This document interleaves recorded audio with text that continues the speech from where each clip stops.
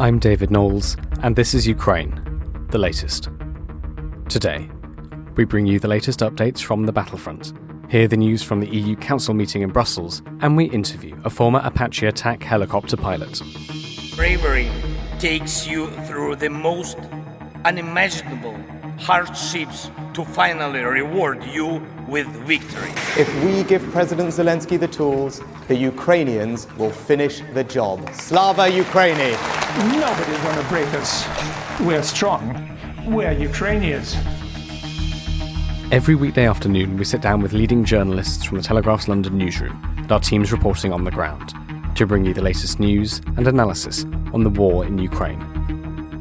It's Friday, the 27th of October, 2023, 1 year and 245 days since the full-scale invasion began. Joining me today are Associate Editor Dominic Nicholls, Assistant Comment Editor Francis Dearnley, Brussels correspondent Joe Barnes speaking live from the EU Council meeting in Brussels, and our guest is Richard Youngs, former Apache attack helicopter pilot and instructor in the British Army's Army Air Corps. I started by asking Dom for the latest news from the battlefront.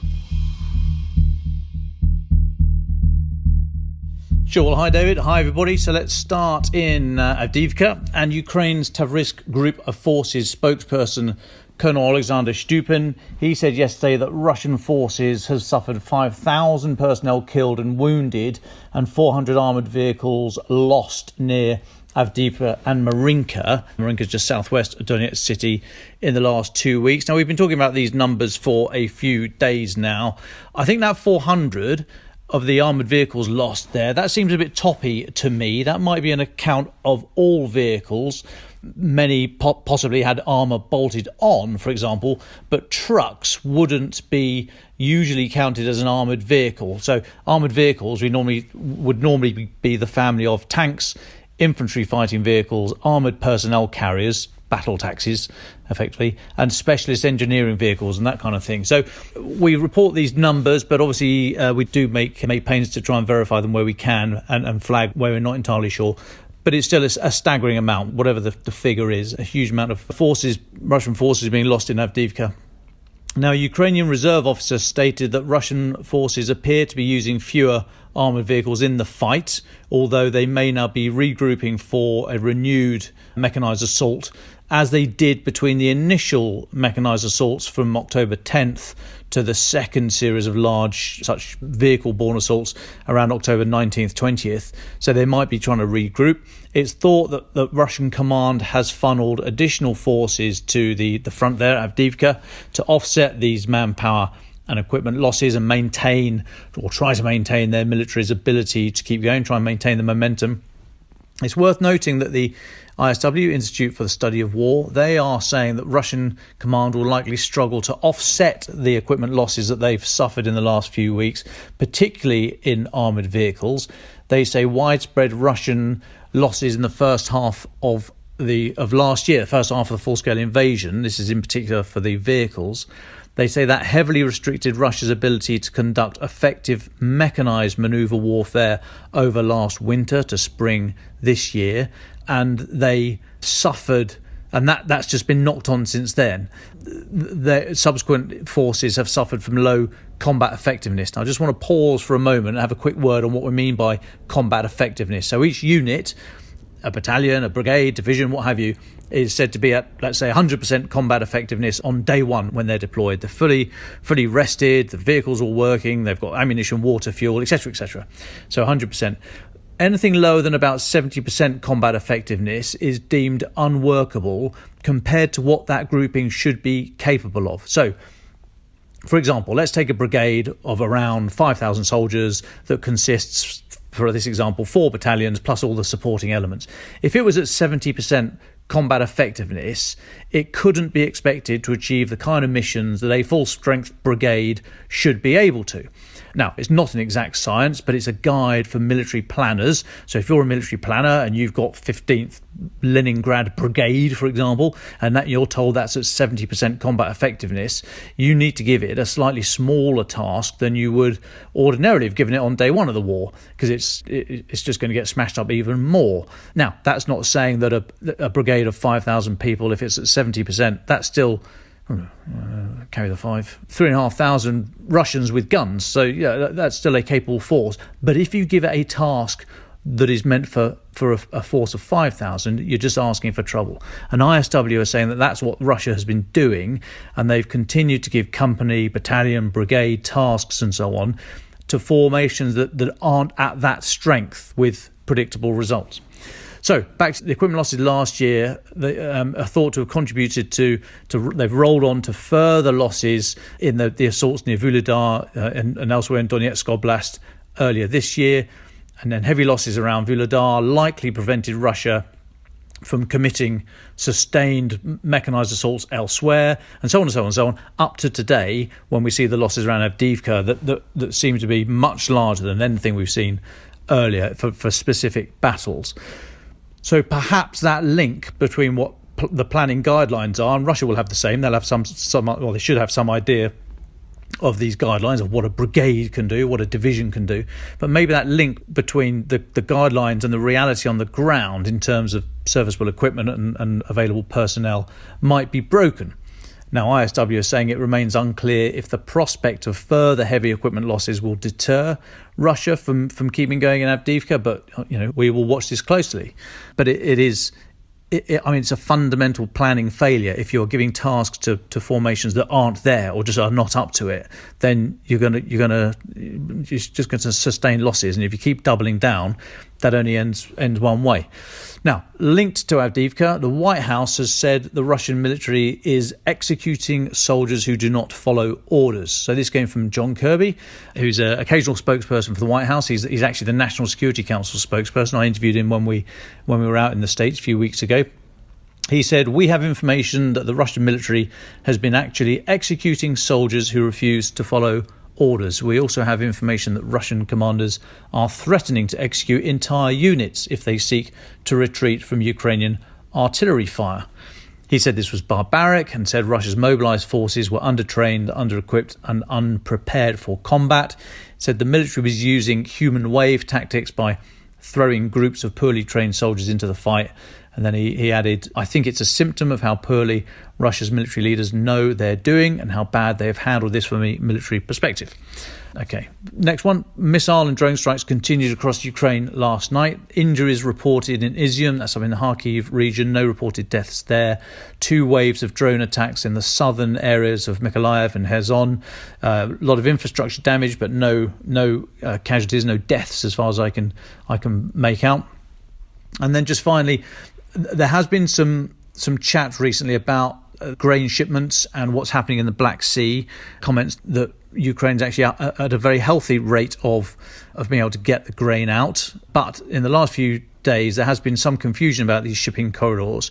Ukrainian officials have denied reports that they have suspended a corridor for civilian vessels in the Black Sea over the last couple of days. Reuters reported that a British security firm called Ombre and a Ukrainian consulting firm called Bava Invest, as well as a specialised Ukrainian news outlet called Ukrainian Ports, had said that Ukraine had temporarily suspended traffic through the grain corridor this week. Bava Invest stated that Ukrainian Seaports Administration announced the suspension on the evening of October 25th and that a de facto suspension had been in place for about 2 days then anyway. But Ukrainian Southern Operational Command spokesperson Natalia Hamenyuk, she said that many factors, including threats from Russia and weather, affect the Ukrainian military's decisions to allow individual civilian vessels to pass through the corridor. And then following up with that, Ukraine's Ministry of Reconstruction and the Ukrainian Minister for Communities, Territories and Infrastructure Development, a chap called Alexander Kubrikov, we mentioned him before, he later clarified reports and said the reports about the suspension are false and that civilian vessels are using all available routes established by the Ukrainian Navy. So it sounds like the grain transfer is back on. And I'll take a pause there, David. Thank you very much, Dom. Let's go then to Francis Dearnley. What have you been looking at over the past 24 hours? Well, thanks, David. Yes, some major developments in the realm of geopolitics since our broadcast yesterday, with significant implications for the war in Ukraine and the escalating conflict in the Middle East, as Putin seeks to intervene in the Israel-Gaza crisis by inviting senior Hamas and Iranian leaders to Moscow. So yesterday, Russian officials met with Hamas, who praised them for taking an active role in the war, and released several pictures of the meeting between Russian officials, Hamas and Iran's deputy foreign minister. It has led to a wave of condemnation by many Western-leaning countries.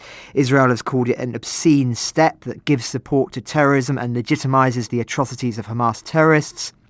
Some are going further and have asked whether it shows Russia is forming an axis of terror with Hamas, mediated by Iran, which already, of course, supplies Moscow with drones for its war in Ukraine. Frankly, I'm shocked that people are shocked by this development. As we've been discussing on the podcast ever since the attacks, all evidence seemed to suggest that Putin was willing to abandon his long-standing relationship with Israel in favour of closer ties with Iran and its Islamist allies, who carried out the terror attacks on Israel and have stepped up a bombing campaign on American troops in the wider Middle East. It's designed to show the global Muslim community, Arab states, that Russia is on their side, something that offers him numerous benefits in terms of international leverage and applying domestic pressure and distraction within many Western countries. The Foreign Desk asked me to write a piece on all this, which we've just published on our website, where I argue that Putin's humanitarian interventions, and I say that very much in inverted commas, over events in the Middle East is and has to be understood as a cold-blooded calculation. Try telling the child of a parent killed in one of the thousands of Russian bombardments in Ukraine that the Kremlin believes innocent people, including women and children, should not be punished for other people's crimes, which Putin claims is his motivation for these talks. In truth, in the unscrupulous world of geopolitics, the crisis in the Middle East is too good an opportunity for Moscow to miss. For the first time in almost 2 years, as we've discussed on the podcast, international attention, at least in the West, has shifted away from the Kremlin's disastrous special operation in Ukraine, offering Putin a leg up back onto the world stage. But it's not just Moscow that stands to benefit from this. So does China, who are all too eager to rally Arab nations and African countries, who are, of course, more sympathetic to the Palestinian cause, to its side. Hence why Moscow and Beijing just used their vetoes to block a US-drafted UN Security Council resolution condemning Hamas and expressing support for Israel's right to self-defense. All of this offers the opportunity to drive a wedge between Western allies. The EU 27 member states have long been split between more pro-Palestinian members such as Ireland and Spain and staunch backers of Israel, including Germany and Austria. Where you have division and distraction here, the thinking will be that this will bleed into discussions about support for Kyiv, which is, of course, extremely valuable to Moscow at present. But if Moscow and Beijing think that they will only stand to benefit from this crisis, they may be in for a shock. Russia took advantage of Western hesitancy to engage in Syria, boosting its profile in the region many years ago. Any influence it has wielded there will be imperiled if America and its allies decide to return to the region, which they seem set to do to varying degrees already following the US deployment of an additional 900 troops to bolster air defences and the aircraft carriers that are on their way there, as well as British ships and other Western countries' ships too. US troops have been attacked at least 12 times in Iraq and 4 times in Syria in the past week by Iran-backed groups in the region.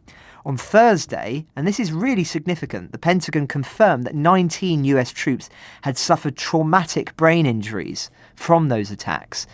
These are what many would consider quite serious escalations, and so just consider all of that in the context of the conversations we're having today in the Ukraine context. This in some degrees has become even bigger than that, despite the parallels I'm just talking about. It may also, of course, have the unintended consequence of turning Ukraine sceptic but fiercely pro-Israel Republicans against Moscow if Russia is seen as falling under that new axis I just described, including Iran and Hamas. Already, interestingly, in the region itself, a number of Israeli politicians have called for Prime Minister Netanyahu to back Kyiv more strongly than it has. And we've discussed at length this week some of the parallels that have been made between what's going on in the Middle East, for right or wrong, by President Biden and President Zelensky and others. For now, however, leveraging the conflict offers more advantages than disadvantages for both President Putin and Xi. It will drive a wedge, as I say, between Western countries and those Russia and China seek to court, as well as offering much-needed distractions from Putin's bloody war in Ukraine and Xi's probing of Taiwan.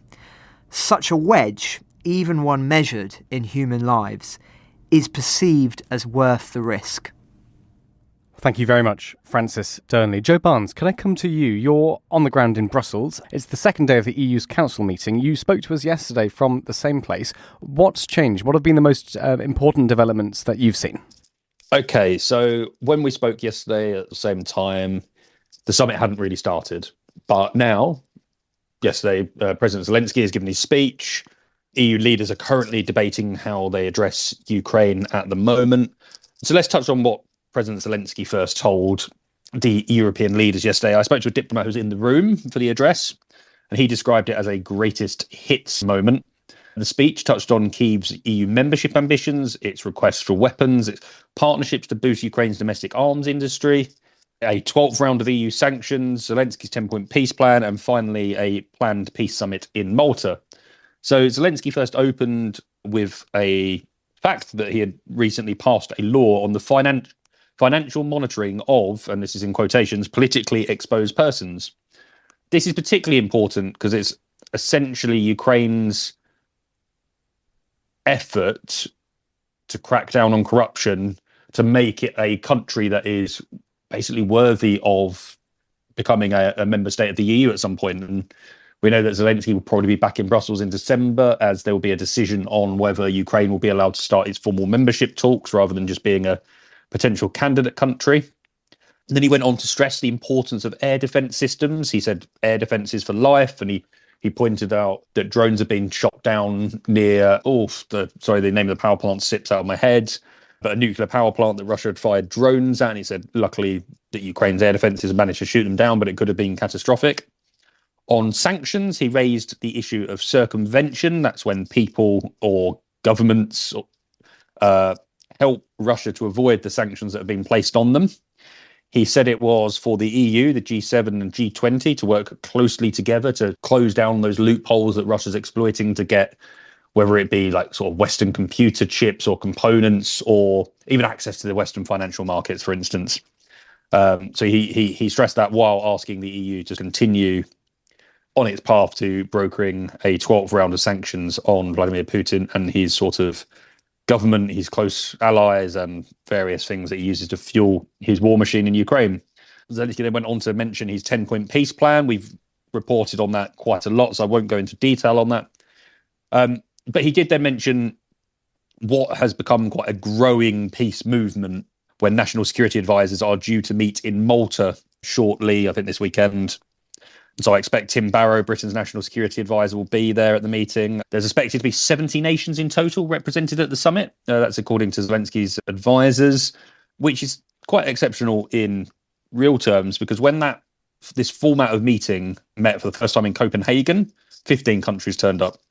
Jeddah, there was 40 odd, I think 43 to be precise, and now it's grown to 70, and it's got like China involved, it's got Saudi Arabia, it's this idea of like the global south, the countries that have that haven't criticized Russia as much as sort of Western governments would have liked to have done, and maybe almost let Russia off the hook. So it's winning round those governments that are slightly more, while they don't, it's unfair to say they completely back Vladimir Putin's invasion, but they're sort of agnostic to it and don't really mind. Then away from Zelensky, there was quite an entertaining moment, various entertaining moments, you could say, on the EU's Ukrainian bogeyman, Viktor Orban, the Hungarian prime minister. He's renowned for having close relations with Vladimir Putin and Moscow. He stands in the way of holding up various EU aid packages for Ukraine, whether it be financial assistance or weapons assistance. And as we've reported recently, he was pictured with Vladimir Putin shaking his hand. And I think that is the first time that a Western leader has been pictured with Vladimir Putin since February 23rd last year, shaking his hand. We know there's been sort of the Emmanuel Macron moments at the end of the table and various leaders going to see Putin in a bid to get him to pull out of Ukraine, but there's never been a handshake. So here's what EU leaders had to say about Viktor Orban at the summit. This is Xavier Bettel, Luxembourg's prime minister. He said, "I have to tell you, what I said yesterday still holds true. What Orban has done with Putin is a middle finger to all soldiers, all Ukrainians that are dying every day, that have to suffer from Russian attacks." The Lithuanian president, Gitanas Nausėda, he called Viktor Orban a flirt and said it was regrettable that he had not apologized for his warm ties with Russia. The Estonian Prime Minister, Kaja Kallas, she said she would personally raise the issue with Viktor Orban and said he, as in Putin, is a war criminal. He started this war of aggression against a sovereign country, being Ukraine. He deported children. An arrest warrant against Putin has been given by the ICC, that's the International Criminal Court. I wouldn't want to be in the same picture as such a guy. And then she went on to mention why Viktor Orban is playing into the hands of Russian propaganda, saying that this is benefiting the Kremlin and not the European Union. So she's essentially saying that these sort of photo ops for Vladimir Putin are great because it kind of helps him build a narrative that he's still loved, he's still got allies in the world, and people support his war of aggression, his full-scale invasion of Ukraine, which is, couldn't really be much further from the truth. But despite all of the complaints that we heard in Brussels, this didn't deter Viktor Orban. He said he was proud of his strategy of maintaining cozy relations with Russia. He said, "We keep open all communication lines with the Russians. We're proud to do it. We're the ones speaking on behalf of peace." That's what Viktor Orban said. That's a decide if you want to decide on that. And then he said, "The spirit of Europe is with me." And as I said, European leaders are still talking through the sort of draft conclusions. They might have finished by now. They're still talking through what is going to be said by European leaders about Ukraine. I've got a draft version of the statement they're currently discussing, and I'll take you through a few of the points. So the European Council is going to reiterate its resolute condemnation for Russia's war of aggression against Ukraine, which is said is a violation of the UN Charter, and it reaffirms the European Union's unwavering support for Ukraine's independence, sovereignty, and territorial integrity. It says the European Union will continue to provide strong financial, economic, humanitarian, military, and diplomatic support to Ukraine and its people for as long as it takes. And it mentions the European Union and its member states will continue to provide sustainable military support to Ukraine, notably through the European Peace Facility. That's the money set aside that its European member states can claim back for weapons they deliver to Ukraine, and they're currently discussing another 500 million euros to do so. I think it's about 3.5 billion so far they spent. Then it goes on to say that in the longer term, European Union member states will contribute with partners to future security commitments to Ukraine, which will help Ukraine defend itself and resist destabilization efforts and deter future acts of aggression.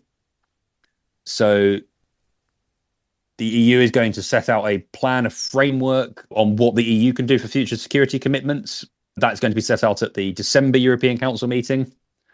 And then there's a line saying that military support security commitments will be provided in full respect of security and defence policy of certain member states and taking into the account of security and defence of all interests of all member states. So that's basically a sort of a hat tip to the likes of Ireland, which is has military neutrality. It is a nod to Viktor Orban, who doesn't want to give weapons to Ukraine. It's a nod to, Slovakia now with Robert Fico, who's also said he doesn't want to donate weapons or back new sanctions packages. It's basically saying that, look, guys, we appreciate what you're doing, but we as EU need to do something, but we don't all have to do it together. And that's that. So I'll stop there for now. Thanks so much, Joe. Just one more question from me while you're there. What's your sense of the sort of the atmosphere on the ground with the diplomats and politicians you're talking to and saying about? I mean, do you get the sense that there's a waning interest in the war in Ukraine, or is it just that there's really quite a lot on their plates at the moment? Yeah, on a lot on their plates. It's amusing how, because at these European summits, it's a great chance you bump into various diplomats that you've not seen in a while, and you're going like, oh, we must catch up for coffee. Let's go and meet. And then I always laugh and go, oh, maybe it's going to be quieter next week. And they just go, yeah, no, don't think so. So I think what you do have is you have a contrast of what people are interested in and their main priorities. It's clear that Ukraine is still a massive, massive subject for them because not only are they so engrossed in the subject, everyone's thrown their hats in. Essentially, they've gone all in. If we were to use a sort of poker analogy, but for some member states, it's more of a priority than others. So if you speak to the Easterns, the Baltics, I spoke to a Baltic diplomat yesterday, and they were saying that, look, Ukraine is still sort of our number one topic, and we really need to they were saying like our leader is going to really push and make sure that it is a priority for leaders. We really need to carry on fighting for Ukraine and helping Ukraine as best as we can. Others will focus more on Israel. And you only have to look at Emmanuel Macron. He seems to have a lot of interests in the Middle East and various other countries. Germany, for instance, it calls itself in terms of, and I can't remember the German phrase, but basically Angela Merkel used to say that Germany's reason for state was the protection of Israel for various historical reasons. And that's language that Olaf Scholz has taken on and continued with. So yeah, it's really down to each member state, the priorities, but Ukraine is still a massive subject, and they know not only because they're, as I said, all in with their support, but they're also at a stage where what happens in Ukraine still affects the financial markets in Europe. It's the sanctions, it's how, and it's European security as well. There's always a feeling that Russia poses some sort of threat. So yeah, it's not as high up, but I think people are recognizing as well that there has been a struggle. This sort of the counteroffensive hasn't gained as much ground. The West doesn't have as many weapons to give. It's like, how do we now come to the table and continue supporting Ukraine and actually trying to find something that's going to make a real difference rather than just token gestures of support? Because you can, people are starting to really look strategically. So I'd be interested to see how that plays out. And it's probably, once Israel is over, hopefully soon, then yeah, I expect European leaders to go all the way back to Ukraine and make it their number one topic. Thanks, Joe, there, calling in from Brussels. Let's move now to our guest. Richard Youngs is a former Apache attack helicopter pilot and instructor in the British Army's Army Air Corps. He's a veteran of combat tours in Afghanistan, and as a fellow Apache pilot, Dom, I think, will have the lion's share of this interview. Dom Nichols. Rich, hello mate, it's Dom here. Thanks so much for joining us today. I want to take you back into the cockpit, if I may. Can you a lot of people get in touch with the pod, and I mean, there are some people out there who have never flown helicopters before, for whom I have my eternal sympathy. But can you just take us back into the cockpit? Just talk us through it. What's it like? What's the ergonomics like? What's it like sitting in there? Is it comfortable? How much space is there? Have you got maps? Are you able to write stuff down? What happens if you drop a pen? Can you go to the loo? Anything like that? Can you just talk us about what's it like to first of all sit in an Apache cockpit? Yeah, I think it's pretty. I mean, I guess everybody's got a view of what a cockpit is. You know, whether we've been on holidays and looked at the pilots at the front of a plane. I think that there's quite a lot of space actually in both seats of an Apache. There's not a lot of space. Certainly in the front seat, you've got all the weapons and sensor systems that you're holding onto. You've got multiple displays, so it's quite cramped when you first get in. And actually moving your hands around the cockpit when they're not on the flying controls, actually it's quite claustrophobic. But you soon learn, like all these things, you soon learn how to adapt and make it your own. So whether it's the same as the turret of a tank, you know, you kind of have your own little foibles and nuances of things that you like to do and where you like to put things. But it is cramped, particularly in the front seat, and actually made worse by the fact that you're sitting one in front of the other. Normally in helicopters, you're sitting side by side. And so you don't even get the sort of the human interaction of eye contact and body language, and even the sort of the small things. So yeah, it's pretty cramped, but actually it's air conditioned, which is fantastic. Certainly in operations in Afghanistan, having air conditioning was a fantastic thing to have as a pilot. You've got a nice little backrest, little lumbar support, so it's comfy. You know, you strap yourself in, and it's as an office environment, it's very it's good to work in. Now we always used to make fun of our brethren back in the armoured turrets, but I mean it has to be comfy because you've got to concentrate for hours at a time, and it's pretty hard going, especially at night, and especially with the monocle. Can you talk to us about the monocle that you have, which is a much smaller screen over one eye, so you effectively have to focus on one thing with your left eye and another thing with your right eye? Can you talk to us about the monocle and how is that even possible? Well, I guess everybody's got an idea of, you know, we've all watched Top Gun and looked at head-up displays and this idea of having having imagery presented to you in front of you. Well, in the Apache, actually, it's as you say, it's on the monocle, so it's like looks like a toilet tube. It's kind of bolted to the side of the helmet, and it rests on your right cheekbone, and it displays through a glass screen. It displays all the technical flying, weapons, systems, communications, information in front of your right eye.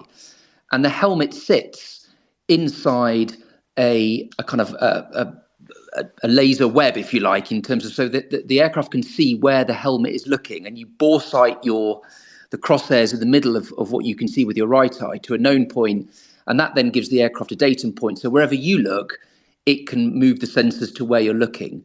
But this idea of left and right eye, it's physiologically impossible. It's rather like focusing a pair of binoculars. All you do is look into the distance, and you rotate the little bezel on the back of the monocle until everything comes into focus. And incredibly, what sounds, when you talk about it, something that is very unnatural, the brain makes it very natural. So what you see fused together in your brain in terms of your left eye and your right eye, you just see as one picture. And actually, after a while, it just becomes very natural. So it is a bit of a fallacy to say that one eye's looking at one thing, one eye's looking at the other. You're not. You're looking at one picture, but you're getting it from two different sources.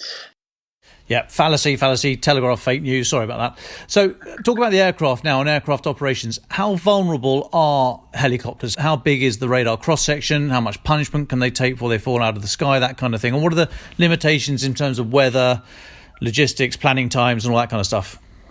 Yeah, so I guess the way to answer that is an attack helicopter of any nature is meant to go into harm's way to deliver a weapon effect of some description. So in the same way, there's sort of the similarity of you're a flying tank. Well, I guess to a degree you are in your direct fire capability, but of course you can't carry 50, 60 tons in the air like a main battle tank can carry on its tracks. So the only thing you can really do with a helicopter is try and embed as much redundancy as you can. So in an Apache, which weighs about 10 tons when it's fully laden, which is, it's pretty heavy even for helicopter standards, the only thing you can armour is the armoured seats that you're sitting in. So as the two pilots, you've got armoured seats, which gives you an element of ballistic protection in the way that standard armour would do. But it's all about redundancy. So there's two pilots. You can fly the aircraft from both seats. It's got two engines. You only need one when it's in forward flight. You can fly on one engine. All the systems, weapons processors, display processors, systems, there's two of everything, and they're located on different parts of the aircraft, so that if you take a direct hit in one part of the aircraft, hopefully you've got redundancy in the other. Things like it's got, in the fuel tanks, it's got ballistic tolerance of the fuel tanks. They're sealed, and then they're sealed with nitrogen. There's a nitrogen inerting unit. So rather than have flammable air and oxygen in there, you've got nitrogen, which of course is inert, and it uses pressurized air. It's called the IPAS, the integrated pressurized air system. So rather like on a building site where you have long lines of pressurized air hoses with drills and things on the end of it, the Apache uses pressurized air to power a lot of the systems, because it's if you get a hole in one of there's air coming out rather than hydraulic fluid or fuel or whatever it might be. So the key message with aircraft is about redundancy and trying to have as much backup systems as you can, so that if you do take a direct hit, at least you can limp home and fight another day. And that's the philosophy behind it all. Yeah, and I'm going to draw it to Ukraine shortly in a moment specifically. Before we do that, just broadly, and I start with the Apache because it's an attack helicopter, which in many ways, for the planning considerations and the way to think about this stuff, this is what we should think about when we talk about the Ka-52 Alligator, the Russian attack helicopter. But I just wanted to talk about attack helicopters more broadly and the planning considerations. But as a commander, and this probably doesn't go for the Russian side, but as a commander, what issues did you see in your crews regarding the psychological impact of waging war from a comparatively safe distance? It's a challenge, and I think because ultimately, certainly in the British Army, the attack helicopter is there to support ground operations. So you're there to provide firepower, protection, support, surveillance to the land component, to the soldiers on the ground. And of course, their war is very different from yours. As I said, I'm sitting in a very comfy, air-conditioned cockpit, and contrast that with the muck and bullets that are flying for the boys and girls on the ground. So it is very different, and certainly in Afghanistan, you could go from long periods of doing not a lot to, within the space of minutes, being over the top of troops in contact, providing fires and support, protection. So that ability to ratchet up very quickly from being either periods of rest, sleep, to intense periods of focus and concentration actually is quite a challenge, actually, over sustained periods of time. And even the boys we used to have it's called the Very High Readiness, the VHR tent in Camp Bastion, and everybody you'll see, with PlayStations and Xboxes and stuff like that, the boys would stop playing the sort of Call of Duty shoot-'em-up games because it was all too real very often when you get in the aircraft, because that's the view that you're seeing to a greater or lesser degree. And actually, you kind of have to recognise the fact that it is a challenge, and hence the whatever latest FIFA game became the most popular thing, I think.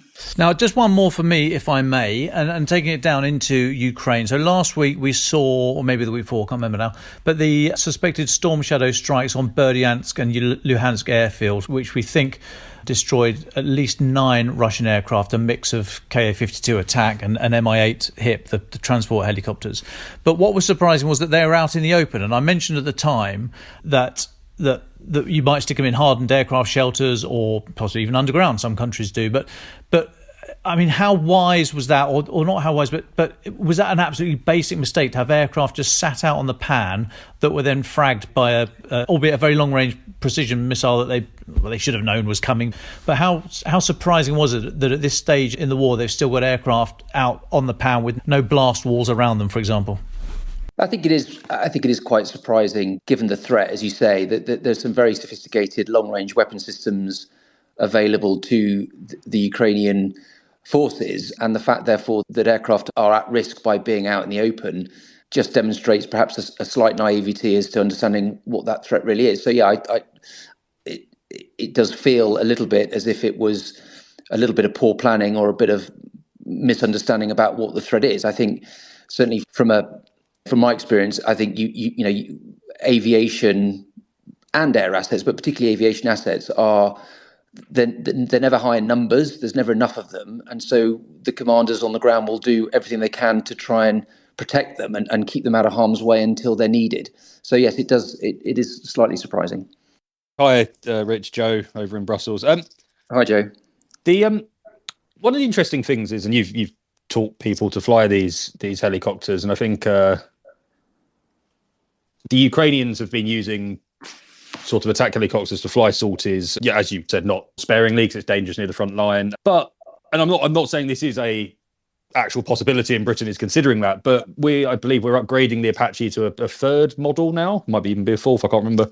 So there could potentially be some redundancy one day, and it could be something that Ukraine ask for. So how hard would it be to train a Ukrainian pilot who is good at flying sorties in sort of Soviet legacy gear to bring them up to a level where they'll be able to fly an Apache, like we're doing at the moment with the F-16 pilots in the Ukrainian Air Force? It's doable. I mean, funnily enough, the flying side of it is the easy part. You're essentially flying a computer. So the actual physical maneuvering around the air is very straightforward. It's how you then apply, integrate, and fight the aircraft. So how you understand the weapon systems, how they integrate with the sighting systems, the defensive systems, the surveillance systems. It's all of that. So I think very often that is the challenge, to make sure that you can do that. But then, we've got in the Apache community, there's through Boeing, there's some very complex and very realistic simulators. So you can do a lot of this, on the ground in a simulator. So in the same way, as you say, that fighter pilots are being trained, Ukrainian fighter pilots are being trained, I don't see any reason why it's not plausible. I mean, to give you a benchmark, to train a British pilot on the Apache can take up to sort of 18 months. So but that's the flying as well as then the fighting the aircraft. So it's not a quick thing, but it's certainly doable. Thanks for your time today, Rich. Just a quick question from me. We've obviously seen a lot of footage of helicopters in this war, and I wonder whether there were any that stood out to you, any that surprised you, whether in terms of effectiveness or usage that perhaps you felt was not conventional. I'm just interested in your perspective on what we've seen in terms of helicopter usage in this war. I haven't necessarily been surprised about the types of aircraft. I think it's probably more about how you see them being used and the way in which they're flown and operated. And certainly in my experience, actually understanding the threat to the aircraft. So whether you're flying at height because there's a small arms, an RPG, or there's some threat that's localized to the ground, or you're in a complex air defense environment where you need to fly very low to the ground. I think it's looked a little bit cumbersome in terms of how the aircraft have been operated, almost a little bit naive to the real threat. And I think that's been borne out in some of the footage that we've seen. So not so much the helicopters, more about actually how they're being used. Rich, can I jump in here? Thank you so much for this. It's really interesting. I just wanted to start by asking for potentially your broad thoughts on the air war in Ukraine and in the Ukraine war that we've seen so far over the past 20 months, and specifically any thoughts you've had on how you've seen helicopters being employed by both sides. Well, I think it's demonstrated the challenges of aviation in general terms. Clearly, they are limited in terms of resources on both sides in how they can utilise and deploy aviation, and they're a critical capability. So very often it's challenging in terms of having the effect that you want to have on the battlefield. So I think it doesn't surprise me that with the prevalence of drones and unmanned vehicles now, that in some areas, I guess, battlefield helicopters are taking a little bit of a backseat. It's quite an entrenched, slow-paced operation, I think. So it's the manoeuvrability that you get from operating aircraft and aviation, helicopters particularly, is perhaps not as key in the commanders' minds, I guess, on both sides, in truth. So I think, I'm not surprised that perhaps we haven't seen attack aviation in the way perhaps that we would view it in the West as much as perhaps commanders on the ground, certainly on the Ukrainian side, would wish to see. Dom earlier mentioned the Russian attack helicopters, the Alligators, who've, I think, been seen in quite a bit of action down in the south. What more can you tell us about them? What was your sense of the capacity and the capability of Russian kit when you were in the army? I think I'd sum it up in one word. It was reliability. And it was, traditionally, the Russians had a lot of kit, but it goes back to Dom's earlier point about combat effectiveness, is actually keeping them serviceable and technically capable. So I think that's probably where the challenge will come from, is how long you sustain. I mean, helicopters by their nature are hugely labour and resource intensive to keep them fully operational. So it's probably more to do with actually how long the Russian military can sustain its own aviation operations, given the long logistic and resource footprint that's needed to keep them in the air. And just one more from me. Obviously, you saw service in Afghanistan. What would you say is quite different about this war in your mind? And what would worry you most as a helicopter commander if you were deploying in Ukraine? What would you be looking out for? It's probably the unknown air defence threat. Certainly, I guess, fortunately, in Afghanistan, there was very little credible air defence capability that the Taliban could put forward. So very often, actually, the aircraft would be flying above the threat line, if you like. So you could almost feel slightly invulnerable to what was going on. I think what will happen is, in the future, you've just got to be much more aware of the air defence threat. And whether you see armour, there's always some form of air defence. We've seen the bounds in technology in drones. And so wherever Russia's getting its air defence capability from its partners, it's having the intelligence to really understand what that looks like and then adapt how you use your aviation assets to make sure that you protect yourself as best you can from that. So it's around the intelligence picture around what sort of air defence, because in all other respects, you've got relative freedom to manoeuvre. It's the air defence side of it. And one final question, Rich. Other than Dom, who's the most famous person you've had sitting in the front seat of your Apache? I sense that's a loaded question. I was privileged enough to serve with Prince Harry when he went through his Apache training. So that was, and all I can say there, he was, in the time I knew him, he was very dedicated, hugely professional, very good, in fact, well liked, and a real asset to the Army Air Corps. And who was the best, him or Dom? Dom, always. There you go, Dom. Correct. Well, thank you so much, Rich. It's been really interesting hearing some of your thoughts. Let's move now to our final thoughts from all of our speakers. So, Rich, we'll come back to you right at the end. Dom or Francis, would you like to go first?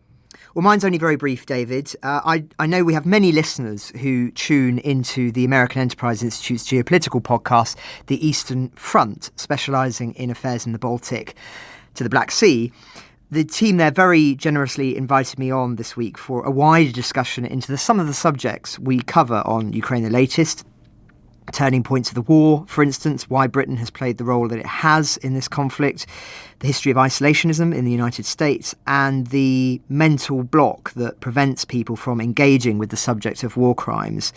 We also talked about the decline and fall of civilizations and go into a little bit of the history of this podcast. So if you want to hear a little bit more of an informal conversation, I would humbly point listeners in that direction. We'll be sure to add a link to the episode in the description for today's episode. Thank you very much, Francis. Now, the best Apache helicopter pilot we know, Dom Nichols. Well, thanks, David. Yeah, the best one in this room anyway. I'll just say that this morning I had a great interview with Mick Ryan. I mean, the questions were average, but the answers were brilliant. So General Mick Ryan, former Australian general, we've referenced a lot, and he's a really good chap to follow on Twitter. Interviewed him. The interview will come out on Monday's pod. But just to say, just a couple of highlights from that. I thought it was very interesting. We were talking about NATO and the support for Ukraine. And he was very critical. He said that there was an intellectual failure by NATO and the West, and we have to take responsibility for that. He said NATO, in terms of the combined arms fighting that Ukraine was expected to sort of just do with kit, he said NATO thought, let's teach them the normal combined arms and they'll be good to go. So he was very critical of them about that. He said, what the heck's going on in Europe? The record of this war is providing just enough equipment just too late. And I don't see that changing with just enough thinking just too late as well. And so some very interesting stuff there. We also talked about the Brereton review into alleged war crimes committed by Australian special forces in Afghanistan and other bits and pieces. But do keep an eye out on Monday for that interview with General Mick Ryan. Thank you very much, Dom and Francis. Joe Barnes. Yeah, I'm just going to take it back to the EU summit and sort of the difficulty is finding agreements specifically on Ukraine now. And the longer this drags on, the slower things get. And as Mick Ryan says in this interview that will be published on Monday, that everything happens too late anyway. So we're now entering sort of the second winter of war, third if it technically started in the winter, and people are still stumped over how and what they can do to help Ukraine actually win and get over the line. Is almost the sort of the defining issue for the EU to solve. I just think there's too many differences, and I think Ursula von der Leyen has been accused of almost bullying EU member states and using Ukraine to get other things for the EU, and it's just taken maybe a bit of spark out of it because Ukraine has become an issue where people are using it for their own benefit rather than just actually to help the Ukrainians. So it's interesting to see how that evolves, and I think we should keep a close eye on that. Thank you. Well, thank you very much, Dom, Francis and Joe. Rich Youngs, as our guest, would you like the very final words? Oh, well, that's very kind. I just think perhaps just look out as an old Apache pilot. I look forward to the future with the new AH-64E helicopter that's now coming to service with the Army Air Corps, and just wish them all the best of luck and fly safe. Ukraine the Latest is an original podcast from The Telegraph. To stay on top of all of our Ukraine news, analysis and dispatches from the ground, subscribe to The Telegraph. You can get your first 3 months for just £1 at www.telegraph.co.uk/Ukraine the Latest. Or sign up to Dispatches, our Ukraine newsletter, which brings stories from our award-winning foreign correspondents straight to your inbox. We also have a Ukraine live blog on our website, where you can follow updates as they come in throughout the day, including insights from regular contributors to this podcast. You can listen to this conversation live at 1 p.m. London time each weekday on Twitter Spaces. Follow The Telegraph on Twitter so you don't miss it. To our listeners on YouTube, please note that due to issues beyond our control, there is sometimes a delay between broadcast and upload. So if you want to hear Ukraine the Latest as soon as it is released, do refer to the podcast apps. If you appreciated this podcast, please consider following Ukraine the Latest on your preferred podcast app. And, if you have a moment, leave a review, as it helps others find the show. You can also get in touch directly to ask questions or give comments by emailing ukrainepod@telegraph.co.uk. We do read every message. And you can contact us directly on Twitter. You can find our Twitter handles in the description for this episode. As ever, we are especially interested to hear where you are listening from around the world. Ukraine the Latest was produced by Giles Gear, and the executive producers are David Knowles and Louisa Wells.